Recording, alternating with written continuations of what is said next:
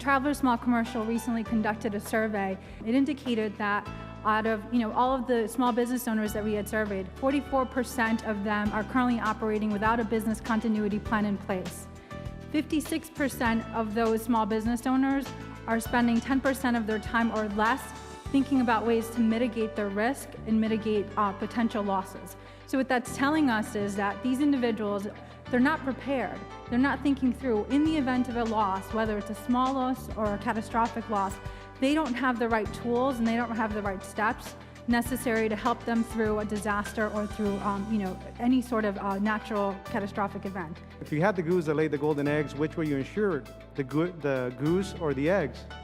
And what I find is oftentimes the businesses are insured, the vehicles are insured, but the business owner is not.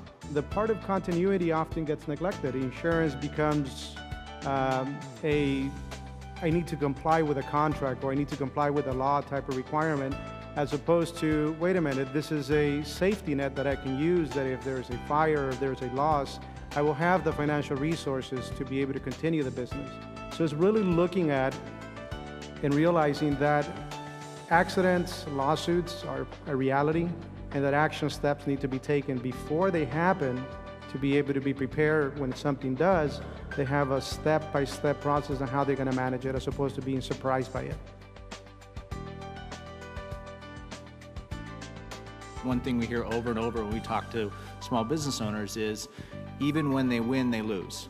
If you've been hit with a ridiculous claim, maybe you're forced to just settle to make it go away, or you win, you still have to spend time fighting this, and that's time you're not spending managing your business or growing your business.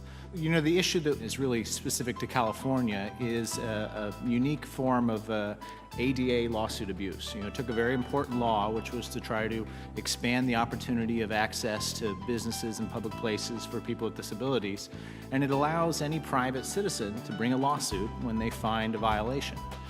Some of these lawyers who've been filing thousands and thousands of lawsuits will come in and target especially small businesses, because they know they don't have big corporate offices with architects and lawyers telling them you have to put your mirror just like this and your toilet paper just like this and your trash can here. And they will give them a notice that says, we've been to your property and you've got these violations, and pay or we'll file this lawsuit. They're not about fixing the problem, they're not about providing access.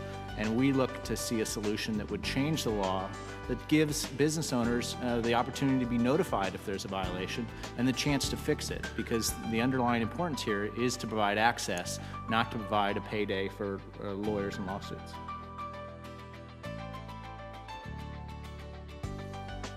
Small business owners have every single day you have to recreate the economy. You have to actually move and change with the conditions that exist out there, or you go out of business. State government doesn't appear to have that requirement, so we have to make our government be leaner, meaner, smarter, and more supportive of what small business owners need in order to apply your expertise, your passion, your joy, your creativity to turning our economy around.